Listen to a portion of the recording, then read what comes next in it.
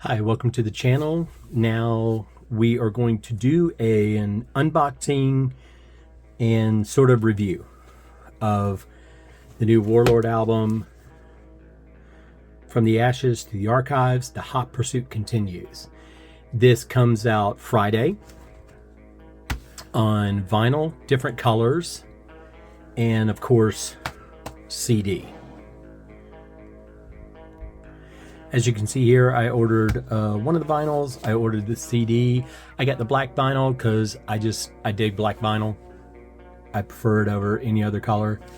And but it also comes in a galaxy, and a purple. And the galaxy is like this silver and white sort of thing. You can see everything at High Roller Records. I will try to remember to put a link down there. High Roller has been handling not only the new releases by Warlord, but they've done reissues of the remasters of the previous albums, and they always do a tremendous job. So like last time in my previous video, we are going to start with the vinyl, and we are going to review the album as we talk about the vinyl. So let's go ahead and open this bad boy up. Let's see what we got here. There we are. Nice. Do a nice little cut in there. And then go ahead and use it to slide that open. And we all the way open? There we go. We get all the way open. Here we go.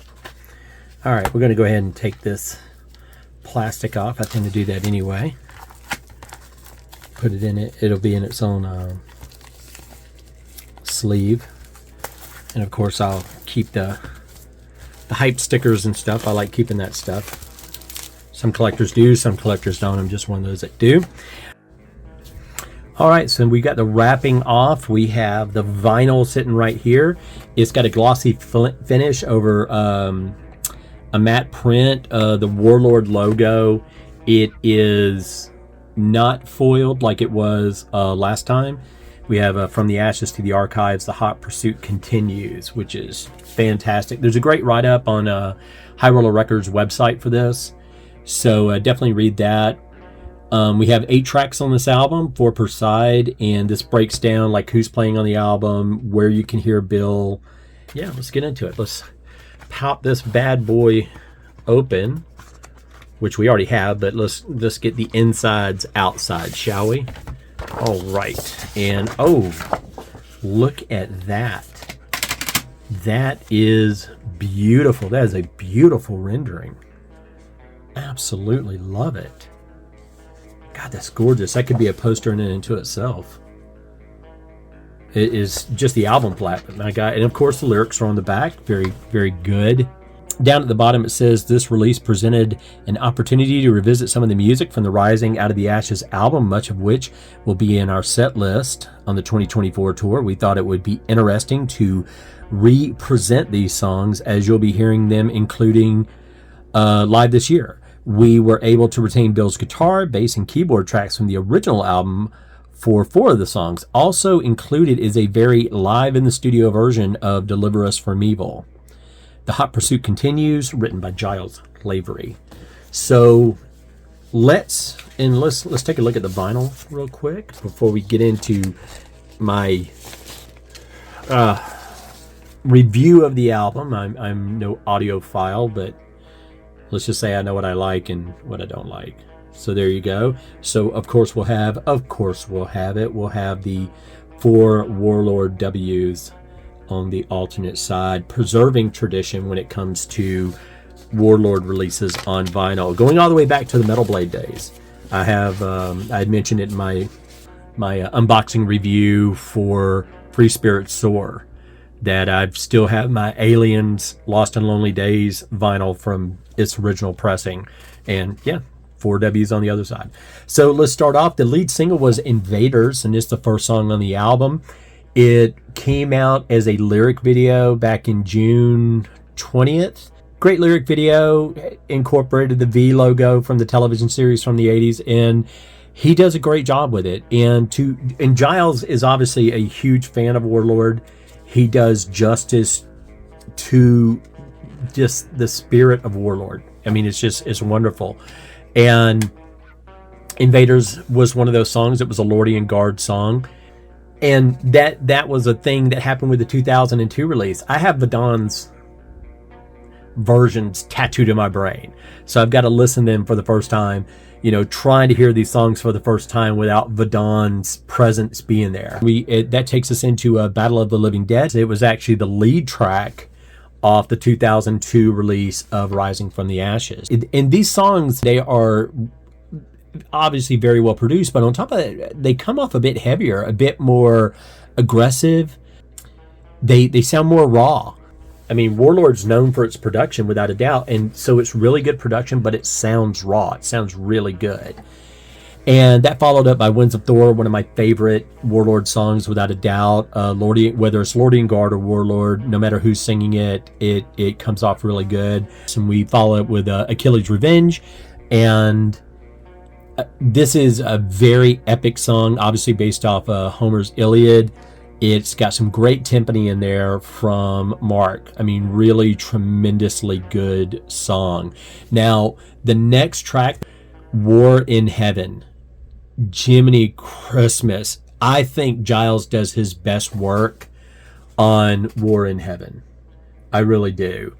Giles, there are songs where he's singing and he's doing a great job and you're like, sounds good, he's doing it, can't wait to see it live or whatever.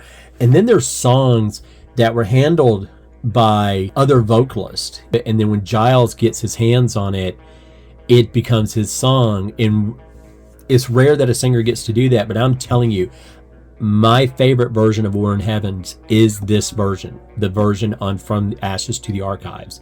War in Heaven, for me, is the highlight of the album, which goes into Sons of a Dream, which was a fantastic track, and it really hit home when it was released on the 2002 Rising from the Ashes album. I really loved it.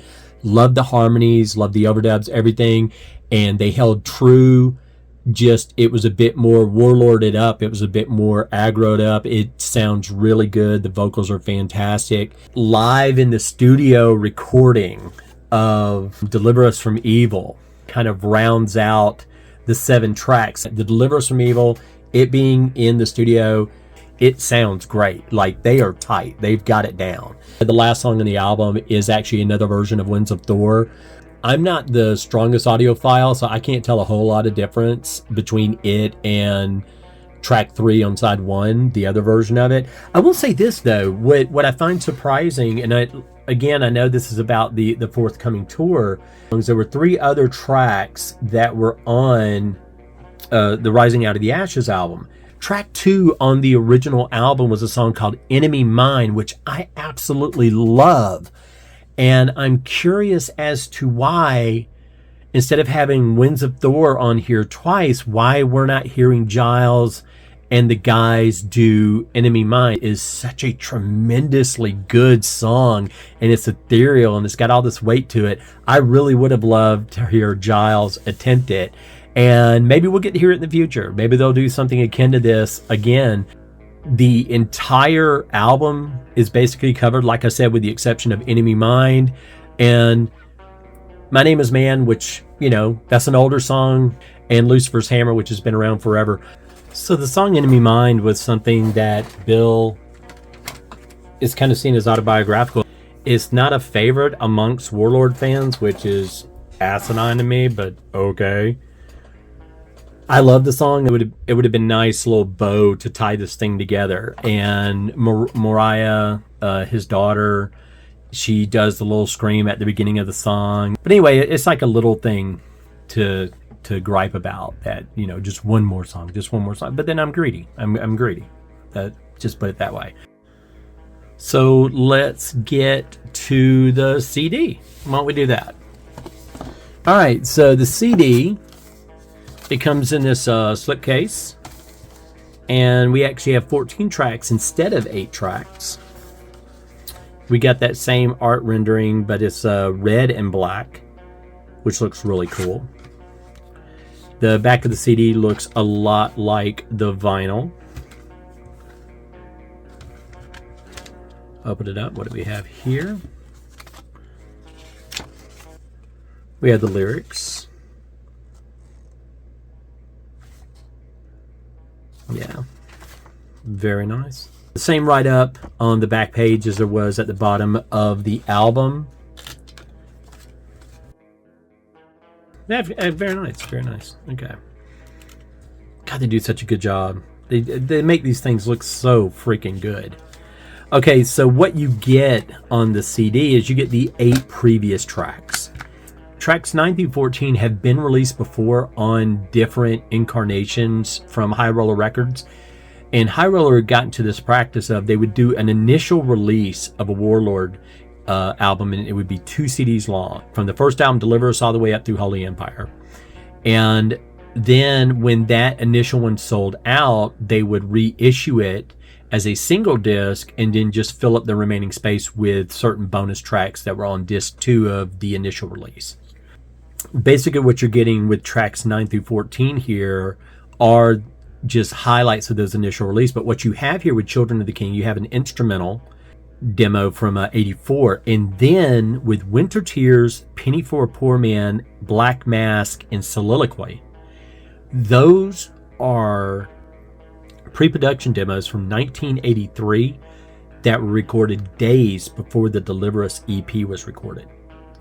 So the production quality is fantastic and they sound so good, and you get to hear an alternate version by the same lineup that recorded Deliver Us.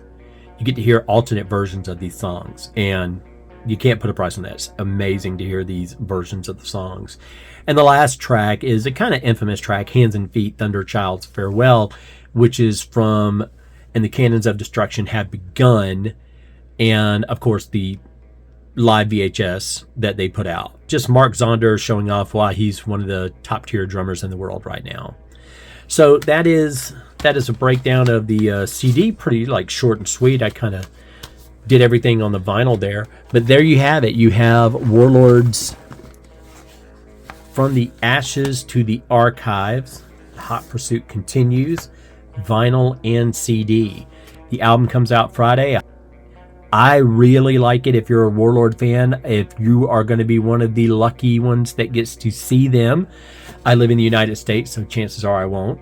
But if you're one of the lucky ones who gets to see them live, just, you have my jealousy. All right, take care. Thanks for joining me, and we'll see you in the next video. Bye-bye.